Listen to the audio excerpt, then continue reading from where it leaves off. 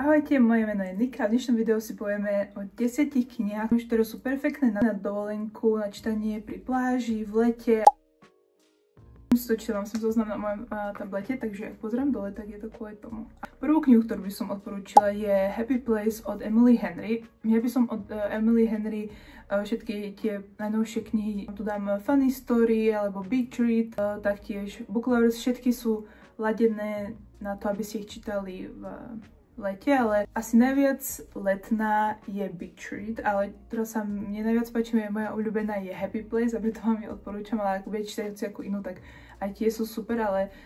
Happy Place je moja najobľúbenejšia, pretože je to o skupine kamarátov, ktorí chodia každé leto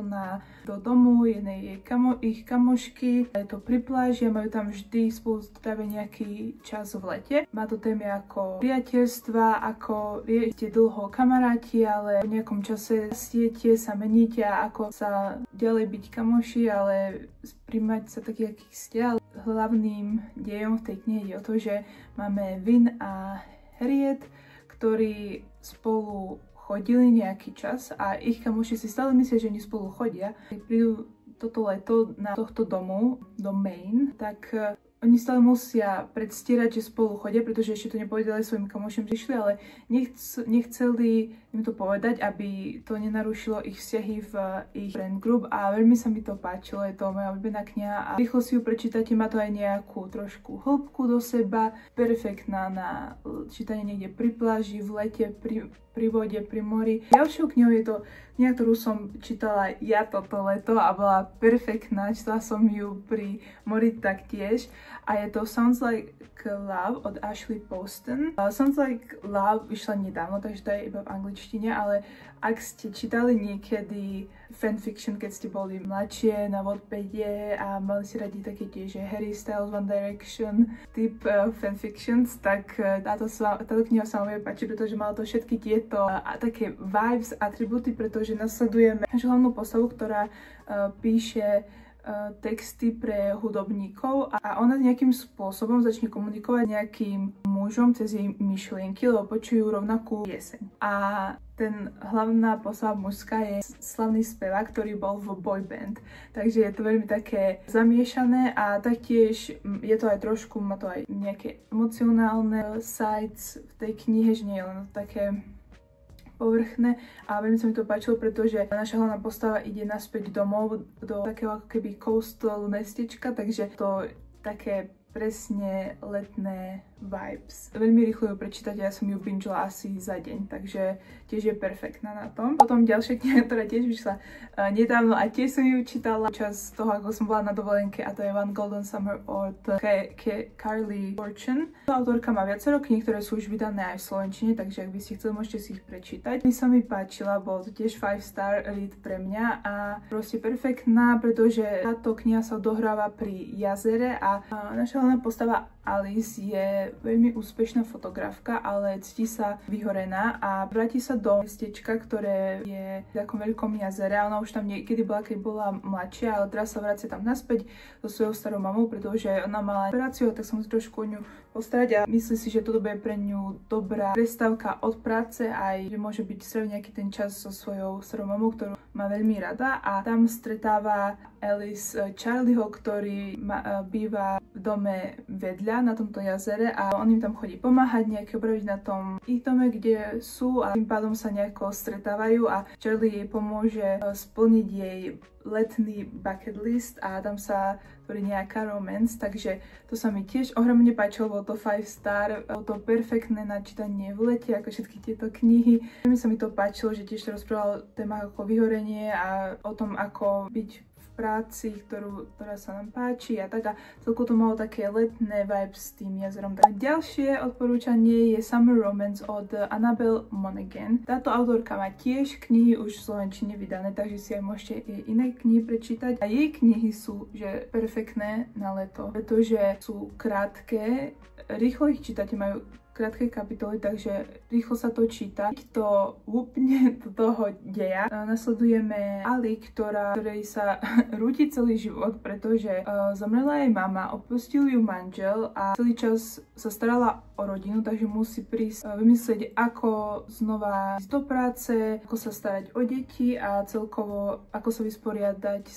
so smutkom z toho, že jej zomrela jej mama. A Annabelle Monaghan má úžasnú schopnosť, že vie napísať knihy, ktoré sú že atmosférické, sú letné, ale majú vždy aj nejakú hlbšiu emočnú hĺbku v sebe. Aj tá romance bola super, pretože sa stretne s hlavnou mužskou postavou v tejto knihe tak, že ona ide so svojím psíkom na prechádzku, kde ho vyvenčiť a jej pes sa ciká na tohto muža topánku a tam to vzniká a bol to veľmi pekné. Takže táto je tiež úplne atmosférická, perfektná na leto a bolo to aj vtipné, aj pritom si poplačete, takže perfektná. Ďalej pokračujeme k jednej z mojich obľúbených autoriek,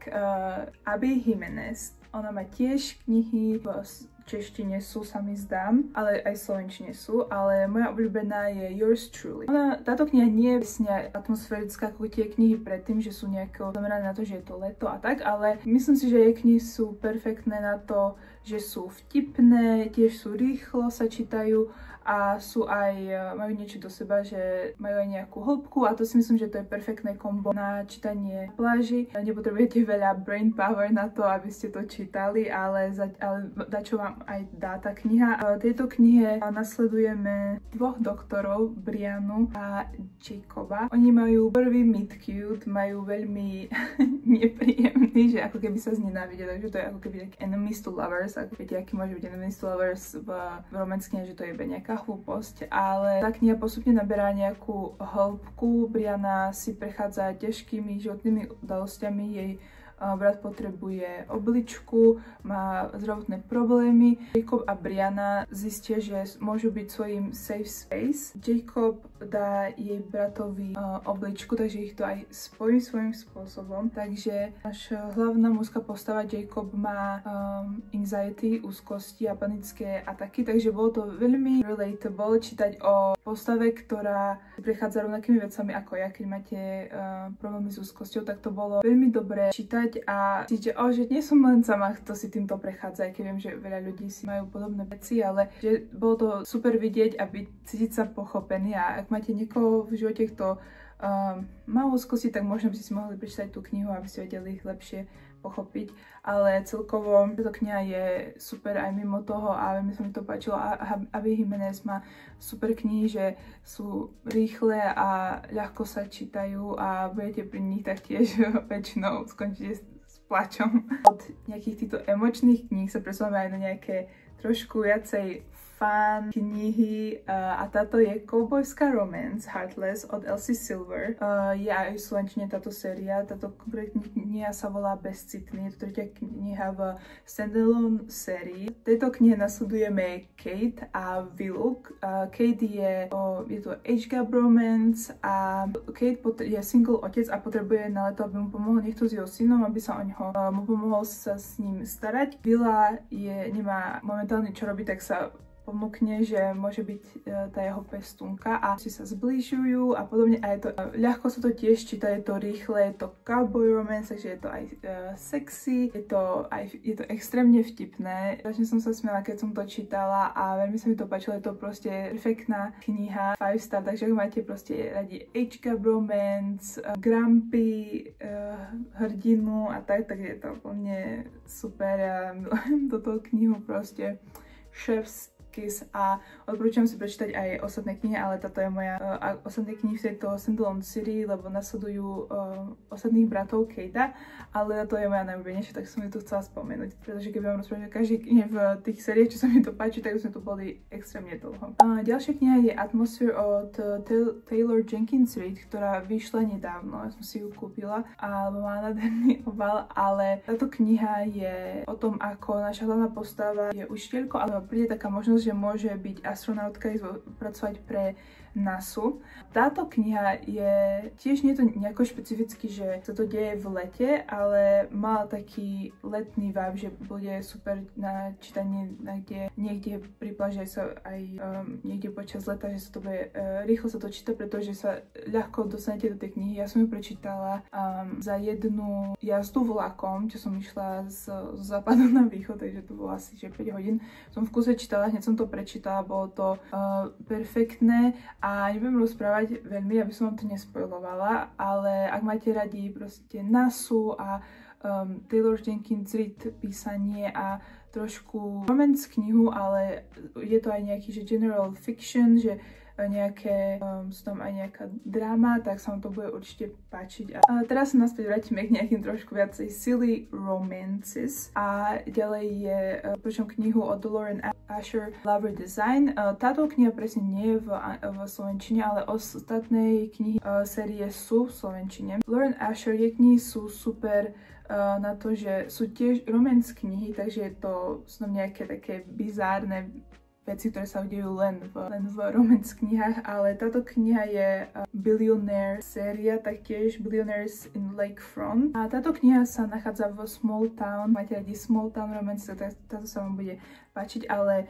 Dahlia je veľmi úspešná interiérová dizajnerka, má aj vlastnú show, že prerába nejaké domy a ich upravuje, ale ona pochádza z tohto Small Town, ale odišla preč, pretože potrebovala odísť z toho small town, chcela zažiť niečo lepšie, ale vráca sa naspäť, pretože si prechádza, musím neviem, či to bol rozvod alebo rozchod, ale niečím takým. A ona má aj vlastnú show, ale príde naspäť domov a zistí, že jej obľúbený dom, ktorý vždy chcela, keď bola v tom svojom rodisku, takže vždy ho chcela, že to bol jej vysnívaný dom, že je na predaj a nejakým spôsobom sa stane, že ho bude renovovať s jej rival Julianom, ktorý je bilionár,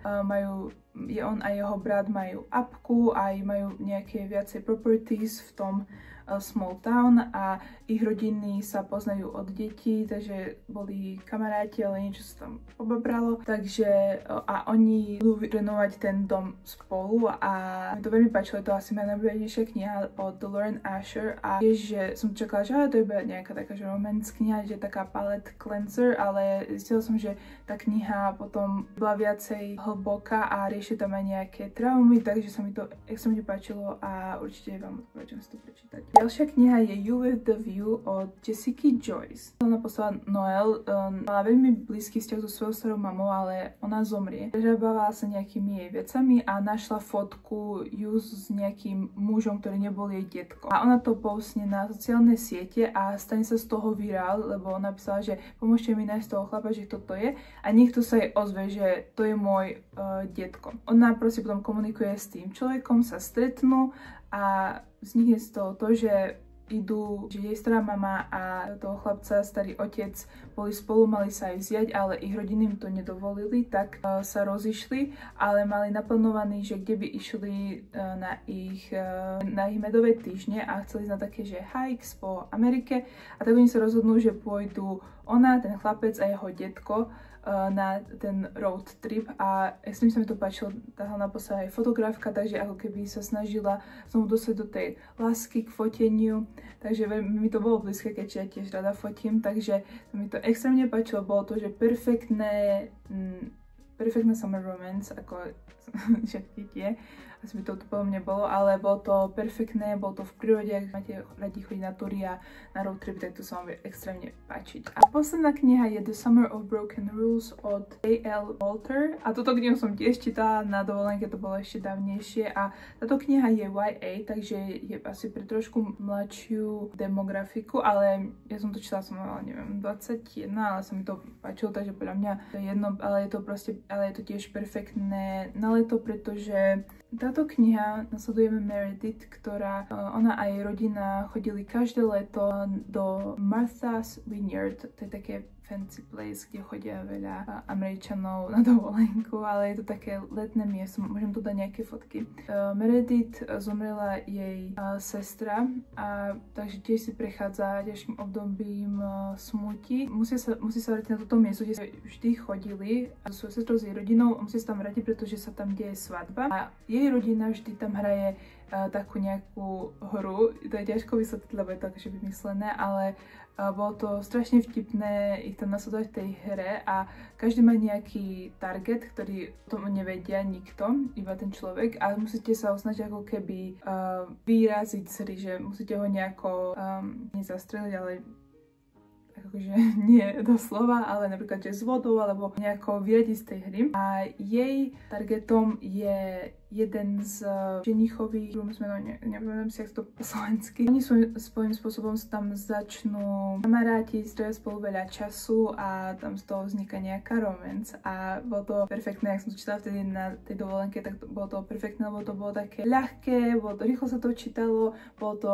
extrémne vtipné, ale taktiež to malo aj také trošku hlbšie undertones, takže môžete vidieť, že aké knihy mám ja rada, že nemám rada iba nejaké silly romances, aj keď aj také čítam, ale mám rada aj keď je tam trošku nejaká hĺbka a proste, že nech dávajú ten couple, ten pán nech dáva nejaký zmysel, nech to nie je len také povrchné a založené na atraktivite. Ak máte rovnaký taste v knihách ako ja, tak si myslím, že hociaká kniha z tohto listu sa vám bude páčiť a ak ste ich čítali, tak dajte mi vedieť, alebo ak ich viete čítať na dovolenke a sa vám páči, tak mi dajte vedieť. A ak máte ešte nejaké tipy na letné knihy, ktoré ja by som si mohla prečítať, alebo by sme si mohli prečítať aj iní ľudia, ktorí by sa mohli inšpirovať v komentároch, tak to napíšte. A ďakujem, že ste dopozerali toto video až do konca a vidíme sa pri ďalšom videu. Čaute!